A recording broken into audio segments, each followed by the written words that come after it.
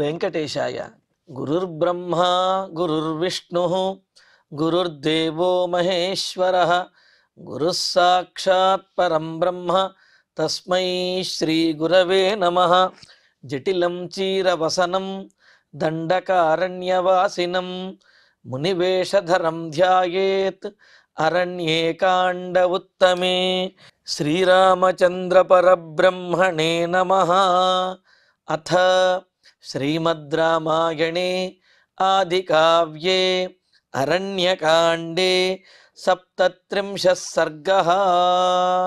ధనుర్వ్యాధితదీప్తాస్యం శరార్చిషమమర్షణం చాపపాశధరం వీరం శత్రుసైన్యప్రహారిణం.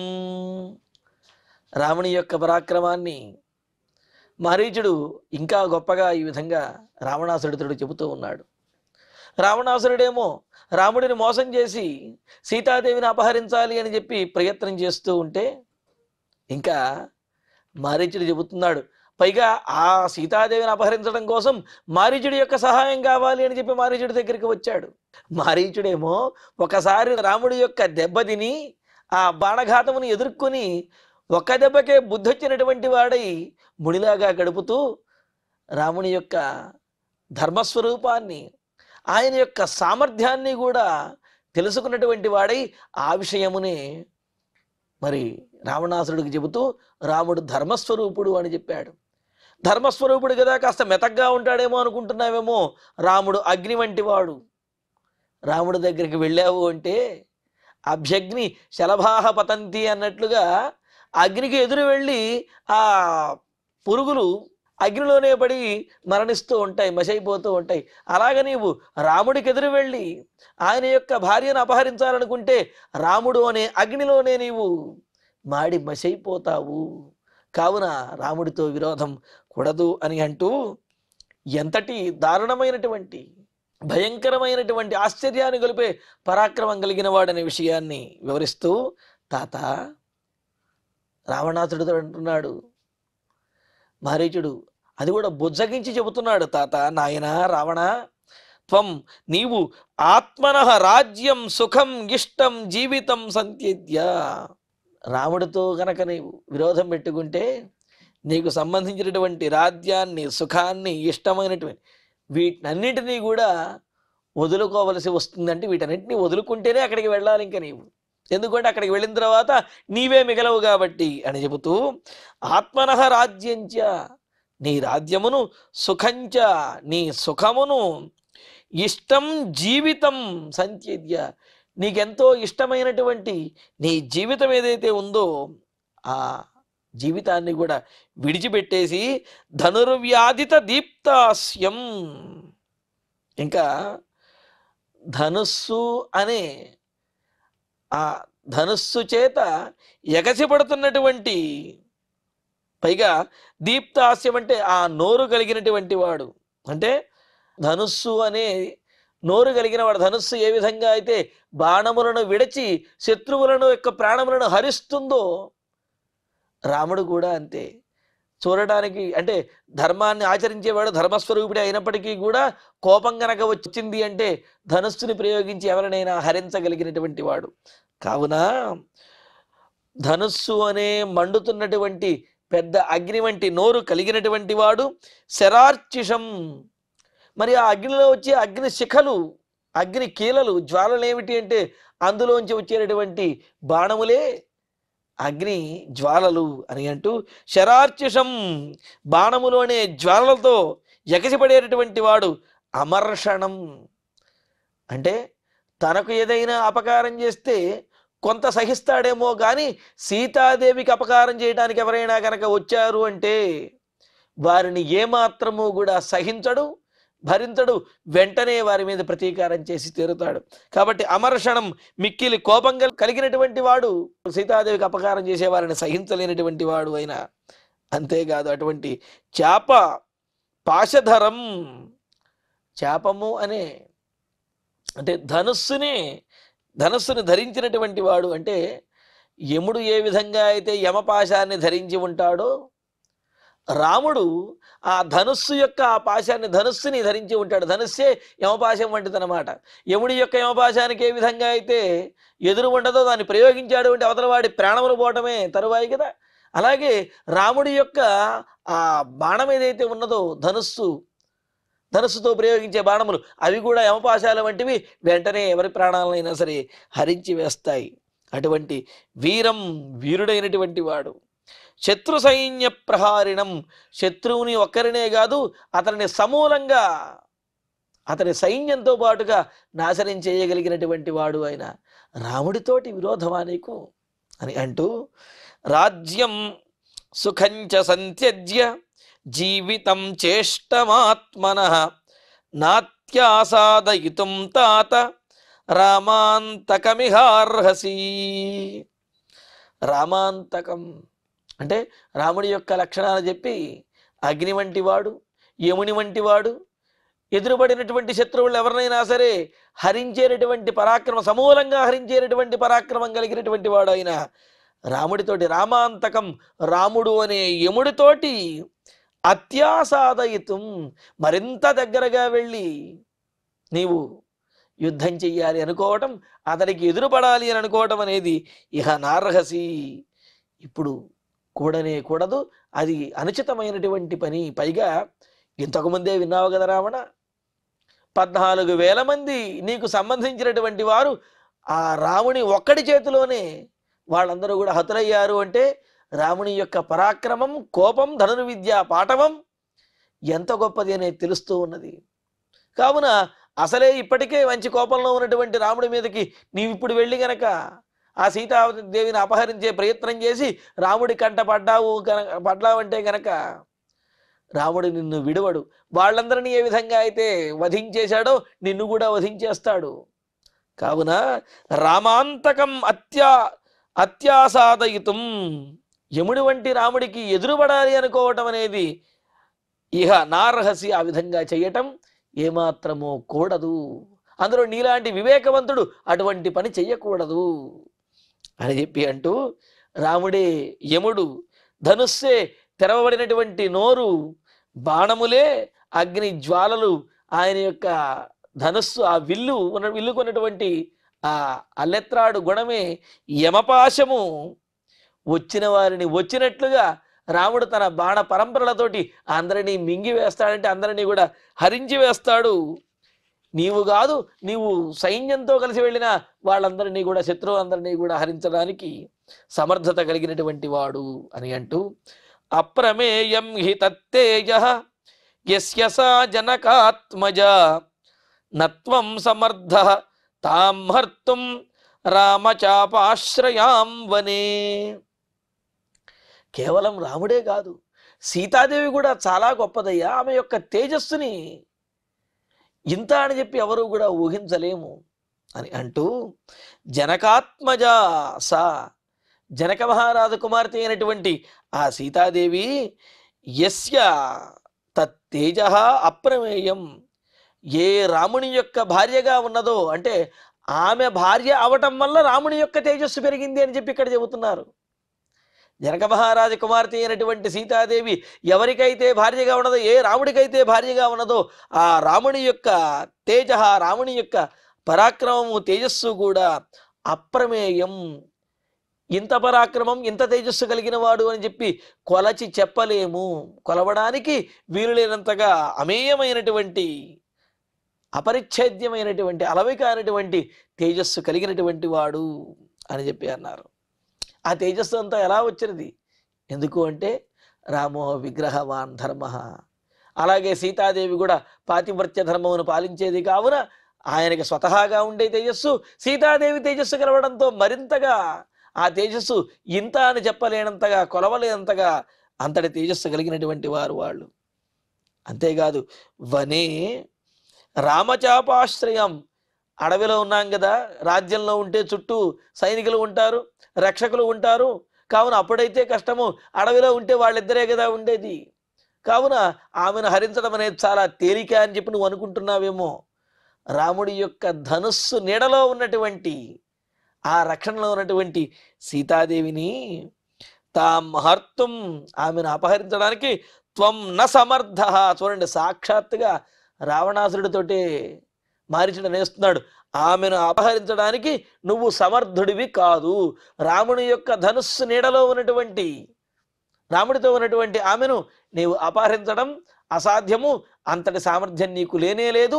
నీవు పొరపాటున కనుక రాముడికి ఎదురుపడ్డావు అంటే రాముడు నిన్ను సంహరించేస్తాడు, ఆ అగ్నిలో నువ్వు మసైపోతావు, ఆ పరాక్రమం ముందు నువ్వు నిలబడలేవు అని చెప్పి అంటున్నాడు.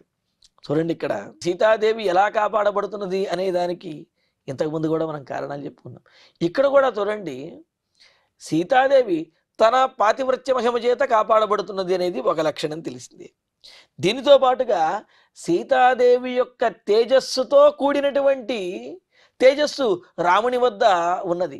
కావున ఈమె యొక్క శక్తి చేత మరింత శక్తివంతుడైనటువంటి వాడైన రాముని యొక్క లక్షణంలో ఉన్నటువంటి ఆమె, కాపాడబడుతున్నటువంటి ఆమె సామాన్యురాలు కాదు అని చెప్పి అంటున్నది. అంతేకాదు జనకాత్మజ అని కూడా ఇంతకుముందు అన్నారు. సీతాదేవి జనక మహారాజు యొక్క కూతురుగా పెరిగింది కావున, జనక మహారాజు ఆయన కర్మనిష్ఠుడు కావున, ఆయన యొక్క సత్కర్మాచరణం యొక్క ఫలము ఆ శక్తి ఈమెలో ఉంటుంది కావున, ఆ శక్తి కూడా కలిగినటువంటిది అవటం వలన ఈమెకు అపాయం చేయటం, అపహరించడం అనేది చాలా అసాధ్యమైనటువంటి పని, చాలా ప్రమాదకరమైనటువంటి పని. అది నీకు శక్యమైనటువంటిది కాదు. రాముడి రక్షణలో ఉన్నటువంటి సీతాదేవిని అపహరించడం నీకు అసాధ్యము అని చెప్పి అంటూ ఇక్కడ పాతివ్రత్య తేజస్సు, రాముని తేజస్సు, సీతాదేవి యొక్క వంశము యొక్క తేజస్సు, ఈ మూడు తేజస్సులో ఉన్నటువంటి రక్షణలో ఉన్నటువంటి సీతాదేవిని అపహరించడం నీకు అసాధ్యమే అని అంటూ, తస్య స నరసింహస్య సింహో రస్కస్య భామిని ప్రాణేభ్యోపి ప్రియతర భార్యా నిత్యమనువ్రత. భామిని సౌందర్యవతి అయినటువంటి ఆమె, స నరసింహస్య అని అంటూ నరసింహోరస్కస్య అని కూడా అంటారు. ఇక్కడ భామా శబ్దానికి భామిని కోపన అని చెప్పి అంటూ, ఆమె కనుక కోపం వచ్చింది అంటే అది మరీ దారుణంగా ఉంటుంది. అందుకనే ఆమెకు కోపం తెప్పించకూడదు. ఆమె కోపం వచ్చిన తర్వాత ఆ కోపానికి కారణమైనటువంటి వారు తప్పనిసరిగా నశించి తీరుతారు అని చెప్పటం కోసమే ఇక్కడ భామిని అని చెప్పి అన్నారన్నమాట. అలాగా భామిని ఆమె ఆ సుందరమైనటువంటి, అలాగే అపకారం చేస్తే కోపించేటటువంటిది అయినటువంటి ఆ సీతాదేవి నరసింహస్య సింహోరస్కస్య, మనుషుల్లో శ్రేష్ఠుడైనటువంటి వాడు, సింహము వంటి వాడైనటువంటి ఆ రాముని సింహోరస్కస్య, సింహము వంటి ఉరస్సు అంటే విశాలమైనటువంటి ఉరస్సు కలిగినటువంటి వాడు అనే, విశాలమైన వక్షస్థలం కలిగినటువంటి వాడైన తస్య భార్య, ఆ రాముని యొక్క భార్య. పైగా సీతాదేవి అంటే రాముడికి ఎంత ఇష్టమో అంటే ప్రాణేభ్యాపి ప్రియతర, రాముడికి తన ప్రాణముల కంటే కూడా సీతాదేవి అంటేనే ఎక్కువ ఇష్టము. కావున తన ప్రాణములను లెక్క చేయకపోయినప్పటికీ సీతాదేవి విషయంలో మాత్రం ఆమెకు అపకారం జరిగింది అంటే ఇంకా వారి మీద తప్పనిసరిగా వారిని దండించి తీరుతాడు. అంటే రాముడు తనకు అపకారం చేసినటువంటి వారిని క్షమించవచ్చునేమో కానీ సీతాదేవికి అపకారం చేసినటువంటి వారిని మాత్రం క్షమించడు అనేది దీంట్లో ఉద్దేశ్యం. అలాగా ప్రాణేభ్యోపి ప్రియతర నిత్యం అనువ్రత, ఎల్లప్పుడూ కూడా తనను సర్వకాల సర్వదేశ సర్వావస్థల యందు కూడా తనను అనుసరించి ధర్మాన్ని ఆచరించేటటువంటి ఆమె విషయంలో రాముడు ఎంతో అనురాగంతో ఉన్నటువంటి వాడు. ఆ సీతాదేవి అంటే ప్రాణముల కంటే కూడా మిన్న రాముడికి.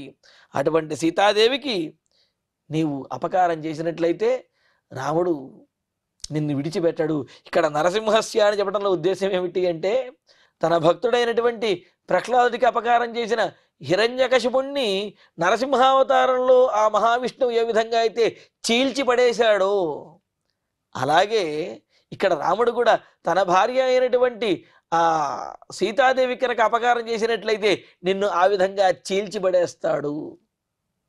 కావున సీతాదేవికి అపకారం చేసి ఆపదలను కొని తెచ్చుకోవద్దు, ప్రాణాలకు ముప్పు తెచ్చుకోవద్దు, నాశనం అయిపోవద్దు అని చెప్పి రావణాసురుడికి మారీచుడు ఈ విధంగా అంటూ, నసాధర్షయితుం శక్య మైథిల్యోజస్వినః ప్రియా దీప్తస్యే బహుతాశస్య శిఖా సీతా సుమధ్యమా.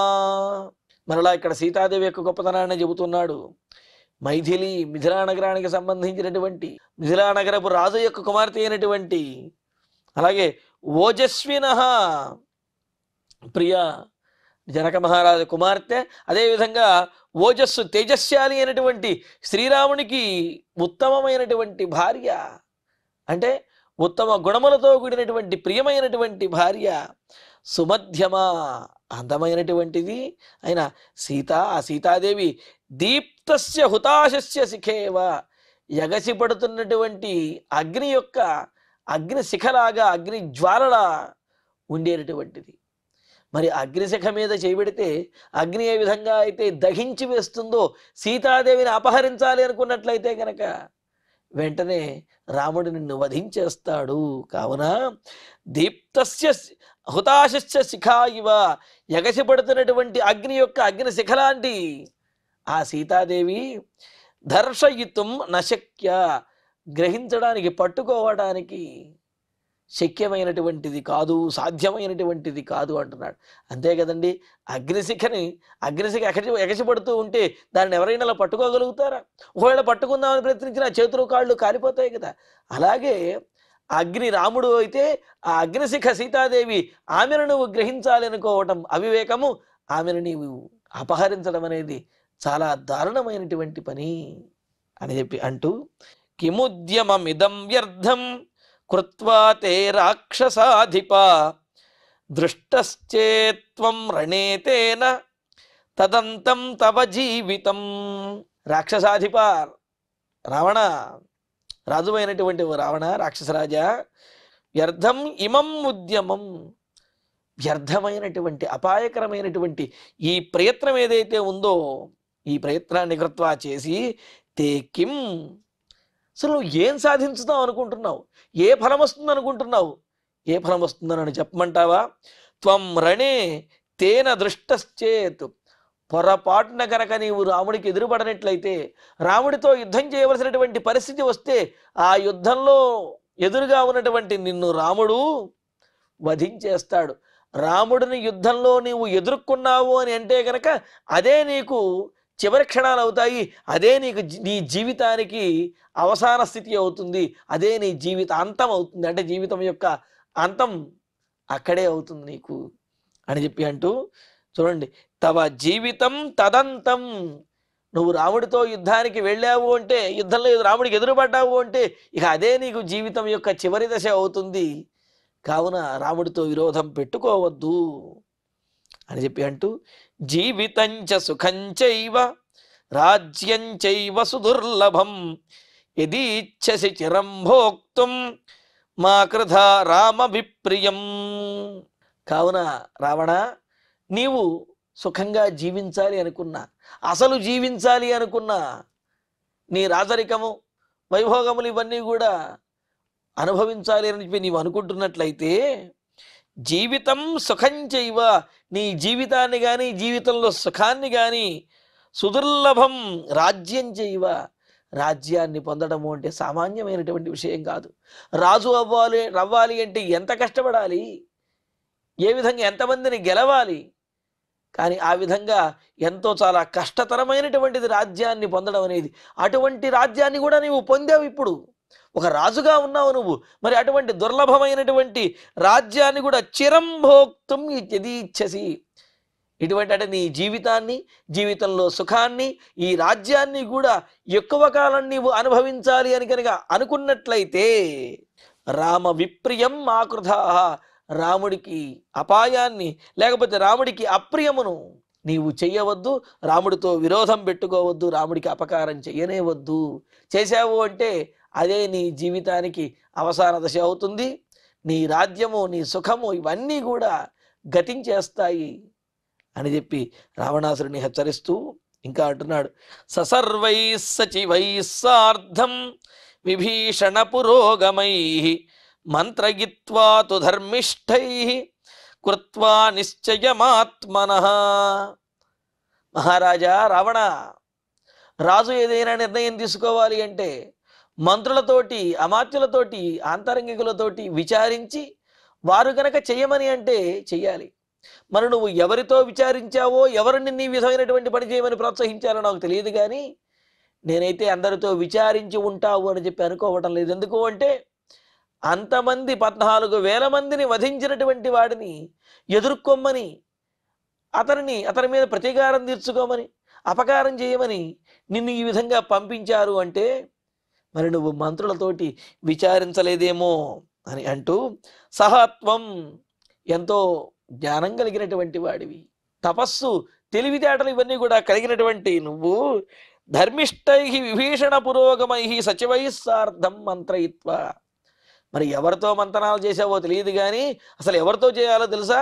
ధర్మం తెలిసినటువంటి వారైన విభీషణుడు మొదలైనటువంటి మంత్రులతోటి, అంటే ఇక సోదరుడు కూడా అవుతాడు కదా, కావున ఆ విభీషణుడు మొదలైనటువంటి మంత్రులతోటి మంత్రయిత్వ, మంతనములు చేసి ఆలోచించి ఆత్మనః నిశ్చయం కృత్వా, నీవు ఏం చెయ్యాలి అనే విషయాన్ని నిశ్చయించుకొని ఆ పనిని ఆచరించాలి. కానీ నీవు ఎవరితోటి మంతనములు చేయకుండా, సవ్యంగా నిశ్చయించుకోకుండా ఈ విధమైన పనులు చేస్తే నీవు, నీ రాజ్యము, నీ బంధువులు అందరూ కూడా ఆపదలో పడతారు అని అంటూ, దోషాణాంచ గుణానాంచ సంప్రధార్య బలాబలం ఆత్మనశ్చ బలం జ్ఞాత్వా రాఘవస్య చ తత్వతః హితాహితం వినిశ్చిత్య క్షమం త్వం కర్తుమర్హసి అంటున్నాడు. ఇంకా మరీచుడు తాను చేయదలుచుకున్నటువంటి పనిలో ఉండేటటువంటి దోషాణం, దోషములేంటి, ఆపదలేమిటి, గుణానాం, ఆ పని చేయటం వల్ల కలిగేటటువంటి లాభములు, ఫలితములు ఏమిటి, బలాబలం, శత్రువు యొక్క బలం ఏమిటి, శత్రువు యొక్క బలహీనత ఏమిటి, అలాగే సంప్రదార్య, ఇవన్నీ కూడా ఆలోచించి మన బలం ఏమిటి, మనలో ఉన్నటువంటి బలహీనత ఏమిటి, ఇవన్నీ కూడా బాగా ఆలోచించి అందరితో కూడా చర్చించి, ధర్మాత్ములు, పైగా ఆవేశపరిచేవాళ్ళు, లేకపోతే చెప్పినటువంటి ప్రతిదానికి కూడా భట్టరాజుల వలె వాళ్ళందరూ కూడా పొగుడుతూ మీరు చెప్పిందే సరైంది, మీరు చెప్పిందే చెయ్యండి అని చెప్పి ఇలా అనేవాళ్ళు, వాళ్ళు కాదు సరైనటువంటి మంత్రులు. సఖిం సఖా సాధున శాస్త్రియోధిపం, రాజుకు సరైనటువంటి సలహా ఇవ్వలేనటువంటి మంత్రి వాడు చెడ్డ మంత్రి అని అన్నారు. కావున ధర్మం తెలిసినటువంటి వారైన విభీషణుడు మొదలైనటువంటి మంత్రులతోటి చర్చించి నీ బలాబలాలు, అదేవిధంగా నీవు చేయబోయేటటువంటి పనిలో ఉన్న గుణదోషములను విచారించి అప్పుడు నీవు కార్యానికి ఉద్యుక్తులవ్వాలి, ఆ పని చేయడానికి సిద్ధపడాలి తప్ప ఇలాగా అనాలోచితంగా వచ్చేసినట్లయితే అది ప్రమాదకరం అవుతుంది అని చెప్పి అంటూ, ఆత్మనః, నీ బలమును, అదేవిధంగా రాఘవస్య బలాబలం, రాముని యొక్క బలాబలములను కూడా తత్వతః జ్ఞాత్వా, పూర్తిగా తెలుసుకుని, ఏదో పైపైన తెలుసుకోవటం కాదు, పూర్తిగా రాముడి యొక్క బలాబలమును, నీ బలాబలములను పూర్తిగా తెలుసుకుని అప్పుడు యుద్ధానికి వెళ్ళాలి, అప్పుడు కార్యాచరణ నిర్ణయించుకోవాలి తప్ప ఎవరితో చర్చించకుండా, ఎవరి ఏ విషయమును తెలుసుకోకుండా ఇలా మూర్ఖంగా కనుక వెళ్ళినట్లయితే అపాయం అవుతుంది అని అంటూ, హితాహితం వినిశ్చిత్య, ఈ కార్యాన్ని ఆచరించడం వల్ల హితము, శ్రేయస్సు కలుగుతుందా, అహితము లేకపోతే ప్రమాదం కలుగుతుందా అనే విషయాన్ని ఆలోచించుకుని, చర్చించుకుని అప్పుడు కర్తుమర్హసి, అప్పుడు నీవు చేయదలుచుకున్న పనిని చెయ్యాలి. కానీ ఇవేమీ ఆలోచించకుండా, ఎవరితోటి ఆలోచించకుండా, ధర్మాత్ముల యొక్క ఉద్దేశ్యం తెలుసుకోకుండా, బలాబలమును ఊహించకుండా నువ్వు ఇలా వెళ్ళిపోతే అది అపాయకరము అని అంటూ, అహంతు మన్యే తవ నక్షమం రణే సమాగమం కోసల రాజసూనున ఇదం హి భూయః శృణువాక్యముత్తమం క్షమంచ యుక్తంచ నిశాచరేశ్వర. ఇంకా మారీచుడు చెప్పేస్తున్నాడు రావణాసుడితోటి, నిన్నెవరూ వధించలేరు అని అనుకుంటున్నావేమో, రాముడి యొక్క పరాక్రమాన్ని ఊహించలేవు. పోనీ రాముడిని ఏమైనా నువ్వు వధించేయాలనుకుంటున్నావేమో, రాముడు నువ్వు వధించలేవు అని అంటూ ఇక్కడ చెబుతున్నాడు. నిశాచరేశ్వర, రాక్షసరాజా రావణ, కోసల రాజసూనున రణే సమాగమం తవ నక్షమం, కోసల రాజేంద్రుడైనటువంటి, కోసల దేశానికి రాజు అయినటువంటి దశరథుని యొక్క కుమారుడైన దాసరథి అయినటువంటి ఆ రాముడితోటి యుద్ధం చెయ్యటం అనేది, యుద్ధంలో రాముణ్ణి ఎదుర్కోవటం అనేది తవ నక్షమం, నీకు ఏమాత్రము తగినటువంటిది కాదు. నీవు ఆ రాముడితో యుద్ధం చేయడానికి అంతటి బలం కలిగినటువంటి వాడివి కాదు. అహంతు మన్యే, ఎందుకంటే నాకైతే అనిపిస్తున్నది, ఎందుకంటే నాకు పరిపూర్ణమైనటువంటి విశ్వాసంతో నిశ్చయ బుద్ధితో నేను చెబుతూ ఉన్నాను. భూయః శృణు, మరలా చెబుతున్నాను రావణ, రాముడి పరాక్రమం ముందు నీవు నిలబడలేవు అని అంటూ, ఇదం వాక్యం ఉత్తమం క్షమంచ యుక్తంచ, నేను చెప్పేటటువంటి ఈ మాటలే నీకు యుక్తం అంటే ఆచరణ యోగ్యమైనటువంటిది, ఉత్తమం గొప్ప మాటలు ఇవన్నీ కూడా, అలాగే నిన్ను కాపాడేవి, క్షమంచ నీకు సముచితమైనటువంటి మాటలు ఇవన్నీ కూడా. కావున ఉన్నటువంటి పరిస్థితిని బట్టి యుక్తిగా ఉపాయంతో ఆలోచించిన, లేకపోతే వేరే రకంగా ఆలోచించిన, నా మాటలు వినడమే నీకు ఉపాయము, నా మాటలు వినడమే నీ జీవితానికి శ్రేష్టమైనటువంటిది, నా మాటలు వినడమే నీకు సముచితమైనటువంటిది. కావున ఎన్ని ఆలోచించి చూసినా సరే రావణ, రాముడితోటి విభేదము, యుద్ధము అనేది నీకు కూడదు, దయచేసి వద్దు అని చెప్పి మారీచుడు రావణాసురుడితోటి తన ఉద్దేశ్యాన్ని, అదేవిధంగా రాముని యొక్క గొప్పతనాన్ని, సీతాదేవి యొక్క తేజస్సుని, వారితో విరోధం పెట్టుకుంటే కలిగే పరిణామముల గురించి కూడా నిశ్చయ బుద్ధితోటి చాలా స్పష్టంగా తెలియజేశాడు. మరి ఇవి విన్నటువంటి రావణాసురుడు ఏ విధంగా ప్రతిస్పందించాడు? ఎందుకు అంటే తాను రాక్షసరాజు, తనను మారీచుడు ఈ విధంగా అవమానకరంగా మాట్లాడటాన్ని రావణాసురుడు ఎలాగా తీసుకోగలిగాడు, ఎలా ప్రతిస్పందించాడనే విశేషాన్ని తర్వాతి ప్రవచనంలో తెలుసుకుందాం. ఇక ఇప్పుడు శ్లోకాలను పారాయణ చేసుకుందాం. ధనుర్వ్యాజిత దీప్తాస్యం శరార్చిషమమర్షణం చాపపాశధరం వీరం శత్రు సైన్య ప్రహారిణం రాజ్యం సుఖం చ సంత్యజ్య జీవితం చేష్టమాత్మనః నాత్యాసాదయితుం తాత రామాంతకమిహార్హసి అప్రమేయం హి తత్తేజః యస్య సా జనకాత్మజా నత్వం సమర్థస్తాం హర్తుం రామచాపాశ్రయాం వనే తస్య సా నరసింహస్య సింహో రస్కస్య భామిని ప్రాణేభ్యోపి ప్రియతర భార్యా నిత్యమనువ్రత న సాధర్షయితుం శక్య మైథిల్యోజస్వినః ప్రియా దీప్తస్యేవ హుతాశస్య శిఖా సీతాసు మధ్యమా కిముద్యమమిమం వ్యర్థం కృత్వా తే రాక్షసాధిప దృష్టశ్చేత్వం రణేతేన తదంతం తవ జీవితం జీవితం చ సుఖం చైవ రాజ్యం చైవ సుదుర్లభం యదీచ్ఛసి చిరం భోక్తుం మా కృధా రామ విప్రియం ససర్వైః సచివైః సార్ధం విభీషణ పురోగమైః మంత్రయిత్వా తు ధర్మిష్ఠైః కృత్వా నిశ్చయమాత్మనః దోషాణాం చ గుణానాం చ సంప్రధార్య బలాబలం ఆత్మనశ్చ బలం జ్ఞాత్వా రాఘవస్య చ తత్వతః హితాహితం వినిశ్చిత్య క్షమం త్వం కర్తుమర్హసి అహం తు మన్యే తవ నక్షమం రణే సమాగమం కోసలరాజసూనునా ఇదం హి భూయ శృణు వాక్యముత్తమం క్షమం చ యుక్తం చ నిశాచరేశ్వర.